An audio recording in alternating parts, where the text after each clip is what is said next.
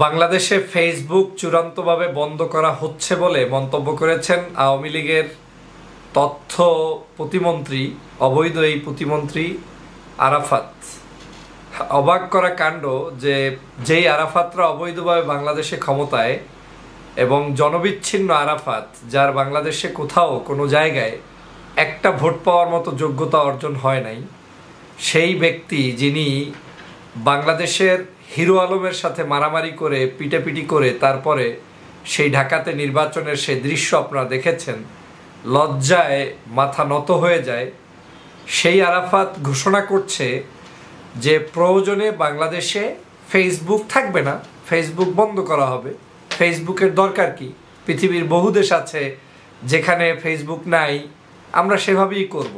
কারণ আপনারা নিশ্চয়ই দেখেছেন যে গতকালকে সারা বাংলাদেশে একটি নিউজ প্রচার হয়েছে, সমগ্র জাতীয় গণমাধ্যমে এসেছে। সেটা হচ্ছে 148টি ফেসবুকের পেজ এবং আইডি যেগুলো আওয়ামী লীগের অধীনে, আওয়ামী লীগের গবেষণা সেলের অধীনে, সিআরআইয়ের অধীনে, সেই পেজগুলো ফেসবুক কর্তৃপক্ষ বন্ধ করে দিয়েছে। শুধু বন্ধই করে নাই, ফেসবুক কর্তৃপক্ষ বলেছে যে এই পেজগুলো ক্রিয়েট করে বিএনপি বিরোধী মতের চিন্তা চেতনা, নির্বাচন, এই সব কিছু নিয়ে বিএনপি বিরোধী দল বিরোধী একটি প্রোপাগান্ডা চালানোর জন্য এই পেজ করা হয়েছে। যেই পেজগুলোর কোনো বাবা নাই, মা নাই, আত্মীয় স্বজন নাই, মানে এক কথায় পেজের কোনো পরিচয় নাই। পরিচয় একটাই, তারা তদন্ত করে খুঁজে পেয়েছেন যে এটা আওয়ামী লীগের সাথে সংশ্লিষ্ট, তাদের তথ্য গবেষণা সেলের সাথে সংশ্লিষ্ট, এবং তাদের তথ্য গবেষণা সেলের একজন দায়িত্বশীল তন্ময়ের আইডি পর্যন্ত সেখানে তারা বন্ধ করেছে বলে পত্রপত্রিকার নিউজে আমি পড়লাম। এটা দেখে এখন এই অবৈধ আরাফাতদের, যারা অবৈধ পথে এমপি হয়েছে, এখন তাদের আসল রূপটা জনগণের কাছে প্রকাশ পেয়েছে। বাংলাদেশ গণতন্ত্রের জন্য পৃথিবীর কোন দেশে কোন শাসক আছে, সেই স্বৈরশাসকের আচরণ কি, সেটা তো আমার দেশের এক্সাম্পল হতে পারে না। আমার দেশ স্বাধীন করেছি, আমাদের দেশের মানুষের বাক স্বাধীনতা, ভোটাধিকার, বেঁচে থাকার স্বাধীনতা, সকল ধর্ম কর্মের মানুষরা একত্রে চলার স্বাধীনতা, দলমত নির্বিশেষে এই দেশের জন্য সবাই মিলে কাজ করব, সেই স্বাধীনতা। কিন্তু সেই স্বাধীন বাংলাদেশকে আপনারা এখন তুলনা করছেন পৃথিবীর কোন দেশে ফেসবুক আছে, কোন দেশে নাই, কোন দেশে হোয়াটসঅ্যাপ আছে, কোন দেশে নাই, সেটার সাথে। এজন্যই আপনাদেরকে এখন বলা হয় যে পৃথিবীর ইতিহাসে সবচাইতে যদি কোনো স্বৈরশাসকের সর্বোচ্চ লেভেল থেকে থাকে, সেটা আজকের এই বাংলাদেশের আওয়ামী লীগ সরকার।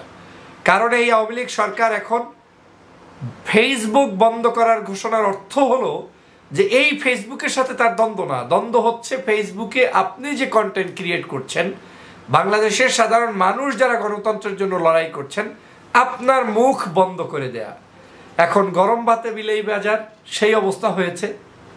ফেসবুক কর্তৃপক্ষ আওয়ামী লীগের এই সকল অপকর্ম এখন জাতির সামনে প্রকাশ করে দিয়েছে, তাই এখন তাদের সকল জল্পনা কল্পনা শুরু হয়ে গিয়েছে যে ফেসবুককে কীভাবে বন্ধ করা যায়। আরাফাত সাহেব বলছেন যে এই ফেসবুক কর্তৃপক্ষকে আমরা কারণ দর্শানোর নোটিশ দিব, যে কি কারণে আপনারা এই করেছেন। যদি তারা প্রপার ওয়েতে এক্সপ্লেইন করতে ওনাদেরকে না পারে, তাহলে ফেসবুক বন্ধ করে দিবে, কারণ ফেসবুকে দেশ থেকে অনেক ইনকাম করে, উনি এই ইনকাম বন্ধ করে দিবে।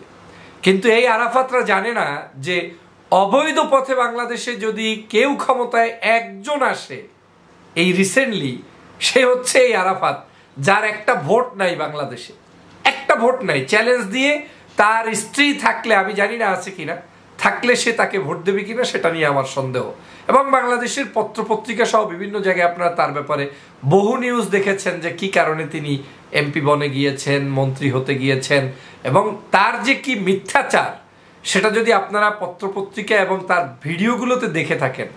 যেমন কয়েক মাস আগে তিনি সজীবজের জয়কে নিয়ে বিবৃতি দিয়েছিলেন যে জয় নির্বাচনের সময় ক্যাম্পিং করতে আসবে, জয়ের কোনো কিছু হয়নি, ক্যাম্পিং করতে তাকে নিয়ে আসব। কই আরাফাত সাহেব, আপনার জয় কি বাংলাদেশের নির্বাচনকালীন সময় ক্যাম্পিং করতে এসেছিল? আপনার জয় কি বাংলাদেশে এখন পর্যন্ত জনগণ কেউ দেখতে পায়? আপনার জয়ের পেজ থেকে যে আপনারা পেজে পোস্ট করে তারপরে সেটা যে মিথ্যা প্রমাণিত করেছেন বিভিন্ন সময়, এটা কি আপনাদের খেয়াল নেই? আবার আপনি বলছেন এখন ফেসবুক বন্ধ করবেন। আমি মনে করি বাংলাদেশের জনগণের সচেতন হওয়ার সময় এসেছে। এই ফেসবুক কর্তৃপক্ষকে আমি ধন্যবাদ জানাই যে দেরিতে হলেও আপনারা অন্তত পক্ষে এদের মুখোশটা উন্মোচন করে দিলেন। কারণ আমরা শত শতবার টকশোতে বলেছি, বিভিন্ন জায়গায় বলেছি, আমাদের দেশের বাক স্বাধীনতা হরণ করা হচ্ছে। এমনকি আপনারা জানেন যে আমাদের যেই পেজগুলো ব্যক্তি ইমেজ, আদর্শের ইমেজের উপর ভিত্তি করে প্রতিষ্ঠিত, আমার পেজগুলো কি এই সরকার বন্ধ করে দিয়েছে সরাসরি লেটার দিয়ে, চিঠি দিয়ে, যে না, এই পেজ থাকতে পারবে না। ফেসবুক কর্তৃপক্ষকে এই ধরনের বাংলাদেশের জাতীয়তাবাদী, ইসলামী মূল্যবোধ, ধর্মীয় মূল্যবোধ, সামাজিক মূল্যবোধের মানুষদের সকল পেজগুলো ওরা বন্ধ করার জন্য রিকোয়েস্ট পাঠায় প্রতিনিয়ত, এখনো পাঠাচ্ছে। অতএব ওদের এই হাত থেকে আমাদের এই বাংলাদেশকে রক্ষা করতে হবে, বাংলাদেশের মানুষের স্বাধীনতাকে রক্ষা করতে হবে, গণতন্ত্রকে উদ্ধার করতে হবে, এবং এই ফেসবুক বন্ধ করার যে চক্রান্ত আরাফাতরা শুরু করেছে সেই চক্রান্ত সফল হতে দেয়া যাবে না। সবাইকে ধন্যবাদ।